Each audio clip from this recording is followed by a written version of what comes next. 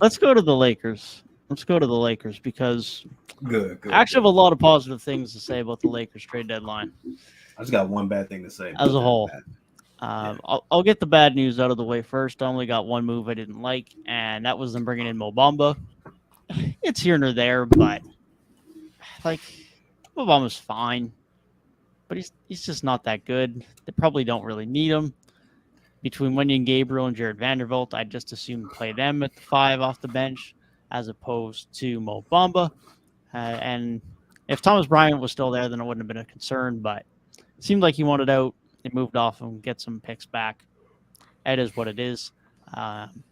Losing on Patrick Beverly is not ideal too, but it is what it is. I would have rather them just have Beverly over Mo Bamba, but outside of that, obviously the trade for D'Angelo Russell was great.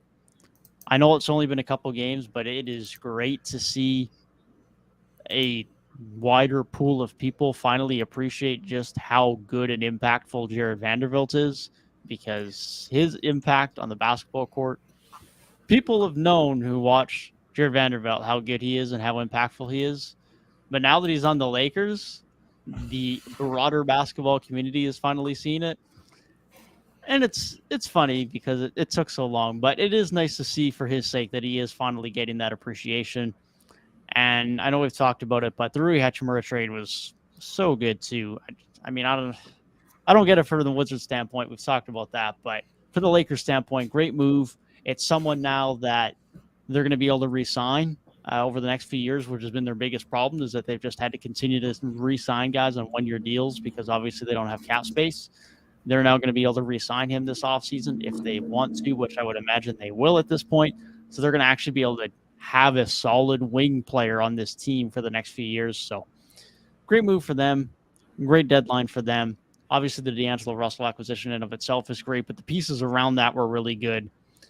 And it just finally looks like they bought in to the value of having significant productive role players, and they just haven't had that for a couple of years. And small sample size, but it looks like this could end up being the type of role players that they need to bring in to finally have some level of success beyond what they've had over the last couple of years. I agree. I had so many positive things to say about this team last week, and I haven't really changed my mind at all. Yeah, like I think people may overvalue Mo Bamba just a little bit in like the wider NBA fandom, but hey, Sheck West is about to be blasting at these Lakers home games, and the fan base might love that. So to put like a silver lining on that one, but then the whole deal with the Timberwolves, like the Russ thing was an issue. It was never a fit. It was never a good idea. It was like a name chasing thing, maybe a bit of a rash decision, and really set this team back for a while. Now, was everything his fault there? No. But was he widely considered to be one of the biggest problems with the team? Yeah. And to get off of that and not make it like how a lot of these teams see it, where you get off of like that big contract guy who's not really performing to expectations and you're the one putting in assets to get off of them. They took that as the centerpiece and got players that are like actually good, actually worth something and can help contribute now. So the fact that they were able to get themselves out of close to a nightmare situation like that, point of no return, and really turn this into a roster that, while starting at a big disadvantage, could really do some really fun things. I got to give this like a B plus, maybe an A minus. Yeah, I'm going to defend Russ real quick because from the jump, everybody knew bad fit. You're asking somebody people wanted Russ to reinvent his game after playing a certain way for over a decade. That's just not how it works in the NBA or when you play basketball, right? Especially when that's not really in your skill set to do so. Everybody knew that was a bad fit. He's going to get the bulk of the blame because it's the Lakers. They're going to overrate the move when it happens in the first place, and then when it falls flat in their face, they're going to hate the guy that was brought in, right? So, it wasn't all Russ. Obviously, it was never a good fit, but it is good that they were able to move off of him and get better talent that fits, right? Adding in D'Angelo Russell, he's the prototypical point guard that you would want. next to LeBron and AD, somebody that can shoot the ball, initiate some offense himself, and create for himself too, which is something that they really haven't had really in this installation around AD and LeBron, right? Malik Beasley, obviously, if he can shoot the ball as he's supposed to, very good pickup too. The Vanderbilt move, I think we said last week, or at least I did, I think that was the best part of the trade, and I feel like Laker fans are going to love him the most out of this trade just because of what he can provide, right? That's the only trade also I didn't like was bringing in Mo Bamba. Now, like you said, if Thomas Bryant wanted out, I guess, okay, that's fine.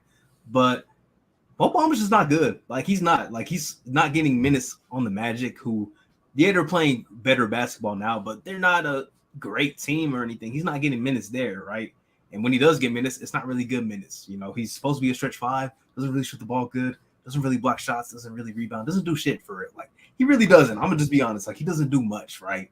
So, and I think just what made me mad about that is when the trade happened. I think House of Highlights posted like some highlights of him, oh, Mo Bamba is a Laker now, and the highlights, the highlights were from a game last season when the Celtics still had Jabari Parker on the roster getting minutes, and Romeo Langford was on the floor, and Aaron Nesmith was on the floor. I'm like, bro, that's against the G League Celtics. That was over a calendar year ago, and they're posting that, just trying to hype the trade up, man. That's the only thing that made me mad. But other than that, Pelinka did his thing, which is not words I thought I would be saying, but he did his thing, making a lot of these moves, man. I got to give it an A-. I think one of the better deadlines. Now, does this translate to them being a surefire playoff team and being, a contender? Not sure. Hopefully LeBron's foot is okay. I think that's really the bigger concern, but they moved themselves forward really good, getting off of Russ's contract. Yeah, like you say, really good depth moves. Getting the value back from Russ's contract and a pick that they did was more than pretty much anyone ever could have expected.